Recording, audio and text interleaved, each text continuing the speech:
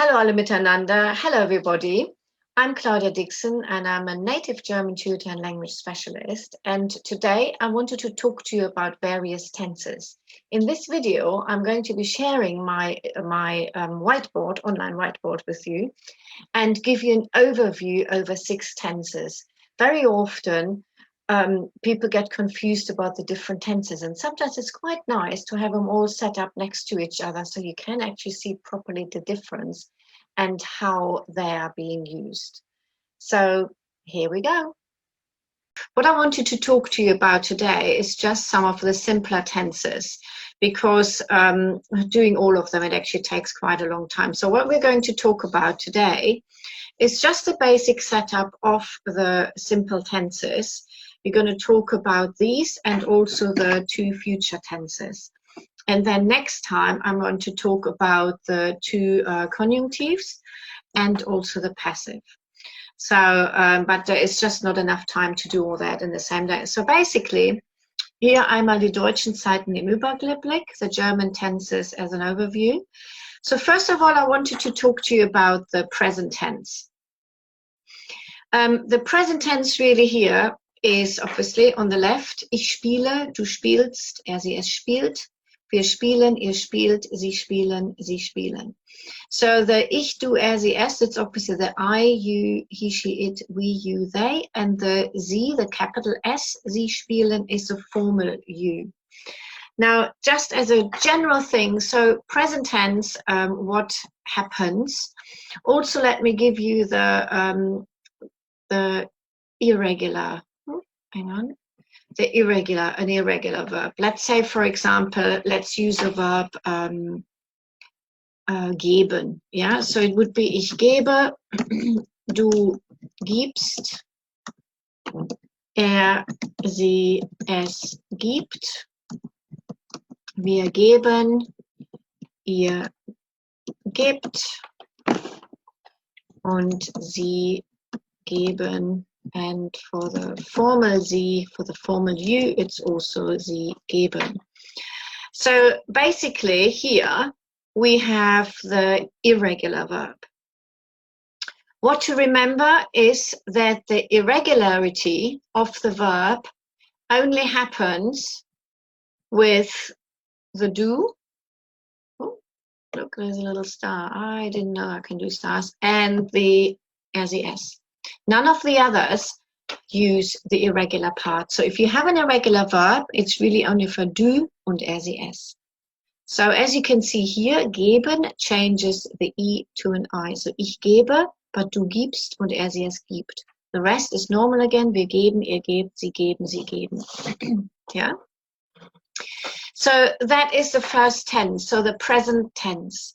Now let's go to the present perfect tense. Now, das Perfekt or present perfect tense basically explains things that are happening or that have happened in the past. And you really find that Germans really say that a lot. When I speak English, I still want to say I have done, I have played, I have made, I have seen, I have gone. So this is the way the perfect tense works. It is a form of haben plus a partizip, past participle. So we have the present tense of the verb haben here, and then we have the partizip.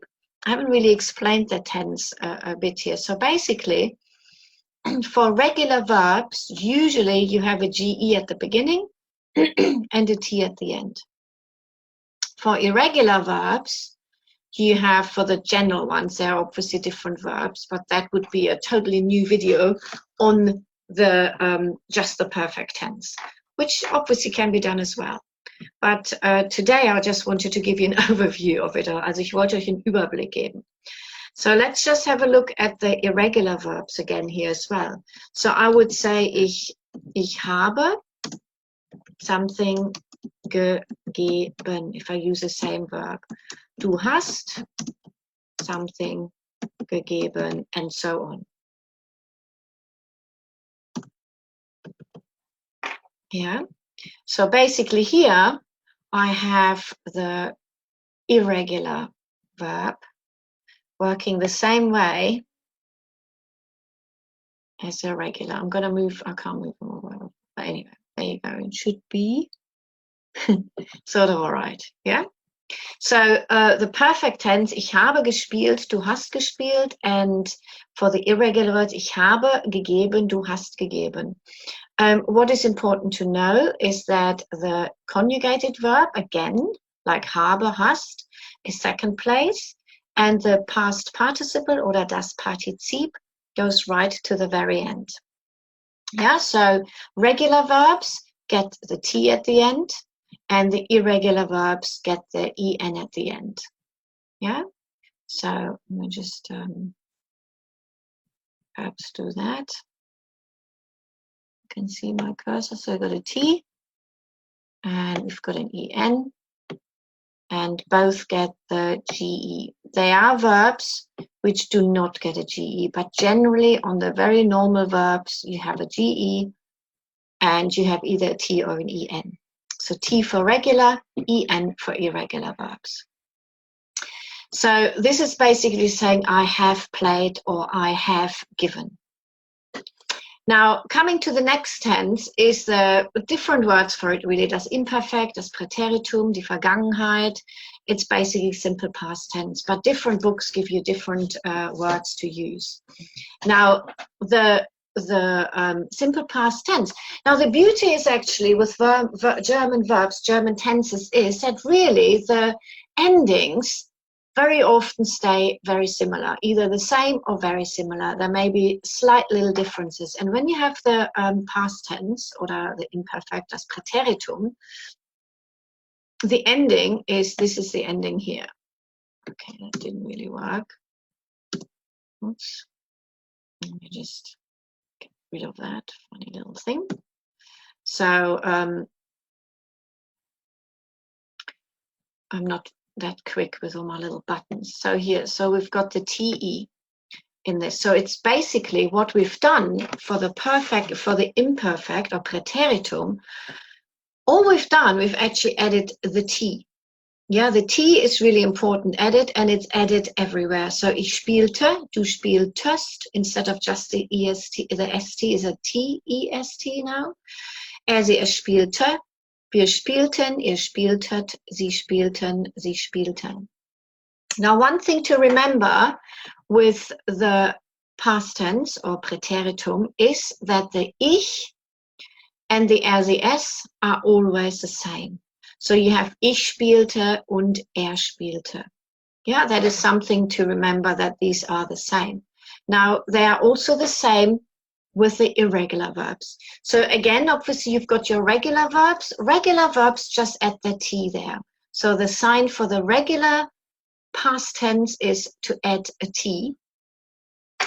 And also when you see the spieltest, as you know from other verbs from the present tense, we're adding the E because du spielst doesn't really work. So it's spieltest. The ending is TEST for the past tense. Now, if you have a look at the irregular verbs, because the irregular verbs change their stem, there is no need to add that T. So let me show you on geben as well. So you would say ich gab. So the E had changed for the simple past tense to an A. No ending at all here. Ich gab, du gabst, it's your ST again. Oh, where did that go? Hang on. Sie, es gab. Remember, the ich and sie, es are always the same for the simple past tense. Wir gaben, ihr gabt, sie gaben, and capital Z gaben, the formal way again. Yeah? So really, something to remember here is the stem changes. So the two ways of using the past tense is once for the regular verbs adds a T, and for the irregular words it changes the stem. Yeah, so here for the gaben we've got an A. Yeah, so and obviously to see that the ich and the RCS stay the same. Let me just put a little star there as well. So yeah, so we got the ich and the RCS stay the same. Yeah, so different to the others. So ich gab und sie es gab.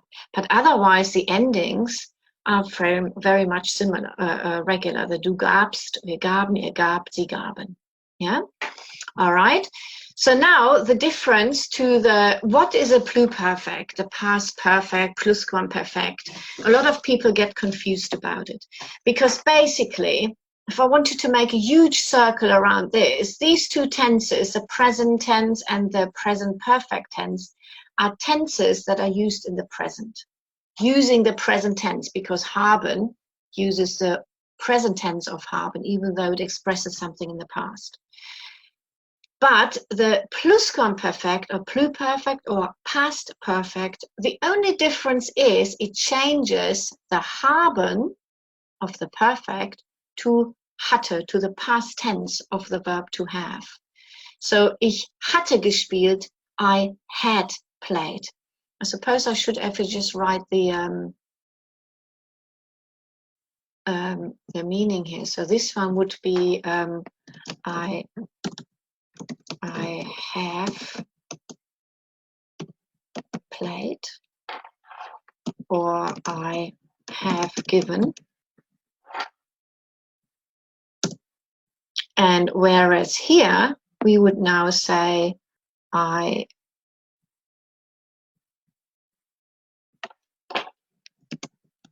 had played, or I had given. So it's a past tense, the past perfect tense. It is, yeah. So let me just show you. So basically, ich hatte gespielt. The partizip past participle stays the same. So ich hatte gespielt, du hattest gespielt, sie es hatte gespielt. Wir hatten gespielt, ihr hattet gespielt, sie hatten gespielt, und the formal sie again, sie hatten gespielt. Again, ich hatte, du hattest, ich hatte, sie es hatte are the same because it's now hatte, past tense. They are both the same. And the gespielt, the partizip stays the same. So if I wanted to use an irregular verb, for example, I may still have the hatten. So let's say irregular verbs. Zum Beispiel, ich hatte einen Kaffee getrunken. Einen Kaffee getrunken. Running out of space here, aren't I? Actually, we can also say ich hatte Kaffee getrunken, then I've I fit it in the sentence. And then, or I could say ich war in Berlin gewesen. Zum Beispiel, ich war in Berlin gewesen. Now, that's using both times. We've got irregular verbs. The partizip finishes on the en. But once we have a verb that uses to be, to have, as in trinken, and to be uses also to be. So ich war in Berlin gewesen.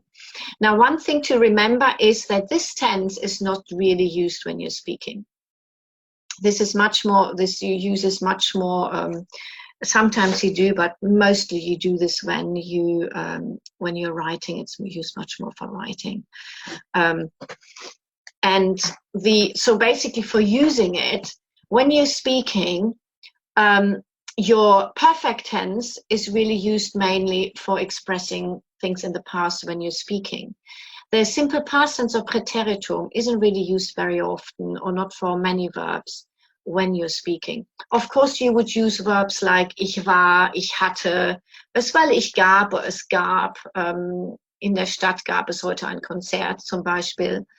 But a lot of the verbs you would, ich arbeitete, I certainly wouldn't want to use that. Ich arbeitete heute von 8 Uhr. I certainly wouldn't use that. I would say, ich habe heute von 8 Uhr gearbeitet, zum Beispiel. Yeah? So things to remember, we got the present tense, the do and ses are the ones that change for the irregular verbs. The perfect tense is the one that is used for speaking and expressing something in the past. Irregular verbs have the en, regular verbs the t. Usually they have a ge, but there are other verbs. simple past tense or the preteritum is used for writing much more. If you find newspaper articles or books are very often written in the simple past tense. Something to remember here, that the ich and the RCS are the same. Regular verbs spielte und spielte. Irregular verbs change the stem. And so ich gab or RCS gab. The pluperfect or the plusquamperfect is used mainly for writing. It is not classified as really good German to use it when you're speaking. There are occasions when you do use it. If you, for example, say, das hatte ich schon gemacht, something like that. But I think each tense probably deserves to have its own video. But like I said, I just wanted to give you an overview about the tenses. I hope it's an overview and it doesn't look too confusing. I have to say it right now, it looks a little bit confusing. But anyway, so these are the first 4 tenses. So these are really tenses. These 2 here you will use right from the more or less from the beginning when you start learning German. And then you add the preteritum, or you need to know it, you need to recognize it is more like it. And then let me share with you the, so I'll stop sharing this one. Actually, I'm going to save that because it changed now. Yeah, and stop sharing. And I wanted to show you as well the future tense, because then we will have talked about the tenses. So this, here's a future tense. Let me just move that across. There we go. All right. So further deutsche Zeiten, weitere deutsche Zeiten im Überblick. So we've got future, Futur 1 und Futur 2. Futur 1 ist einfach the normal future tense. And wie man die formt, zum Beispiel ist also werden plus dem Infinitiv. So we use a form of werden plus the infinitive. Now, werden will be a verb. If you haven't done many other tenses yet, werden on its own means to become. We talked about it last week. Werden actually means to become, but it's also used for a lot of the tenses, especially the passive and conditionals or conjunctive. So anyway, so here we've got first of all Futur 1. Futur 1, like I said, a form of werden plus the infinitive of the verb. As you can expect, werden as it's a conjugated verb, stays at second place, but the other verb goes to the end of the sentence. So let me just give you an example of sentences. So just first of all, the form of werden is of course irregular. We have ich werde, du wirst, sie es wird. Wir werden, ihr werdet, sie werden, sie werden. Notice again what I said earlier with the irregular part, that it is just the du and the RCS, where the wird or wirst or wird changes. Yeah. Now let me give you a couple of examples. So show something that's happening in the future, in the Zukunft. So I could say ich werde heute ins Kino gehen. Yeah? Simple sentences, ich werde heute ins Kino gehen. Oder let's say, Sie werden später einkaufen gehen. I had to use another verb here, didn't I? Yeah, so Sie werden später einkaufen gehen. Ich werde, so das werde is in second place und gehen is at the end. Same here, werden is here in second place und gehen is at the end. If, for example, wanted to start with a heute, I could say heute werde ich ins Kino gehen. Remember to keep your verb in second place. Or I could say später werden Sie einkaufen gehen. Just to give you a thing that you make sure that your werden here both times stays in second place. Yeah. All right, so that is just the normal future tense. I will go. And it doesn't matter whether it's regular or irregular verbs. Gehen is an irregular verb, but it doesn't matter because it's in the infinitive anyway, so it doesn't change. It just doesn't change at all. So this is really, these tenses that I've talked about at the moment are really the tenses that you would use probably till B1, end of B1, plus the conjunctives, obviously, one of the conjunctives and the passive. But the future perfect tense, or das Futur 2, is not really something that is used a lot altogether. And it's not something that is covered. I don't think it's covered in B1. It's definitely covered in B2. But it's not really a tense you use very often at all. So as it says, Futur 2 is the future perfect tense. So in a way, there's nothing new in this tense because we still use a form of werden that will be second place as it's your main verb, the main verb meaning the conjugated verb. Then you use a partizip. Well, you know the partizip. You know the partizip from the perfect tense already. So you know what the partizip is. The particips of a verb never change. They always are the same. And then you have the infinitive. So in all reality, your future one, you have werden plus an infinitive. All you added here is a partizip, which isn't new to you. You know that from gehen, the partizip is gegangen, or fahren, gefahren, or spielen, gespielt, or wohnen, gewohnt. That partizip does never change. It doesn't matter in which tense you're using it. So all you have done, all you need to do is you need to put two parts together. So the future tense and add the partizip.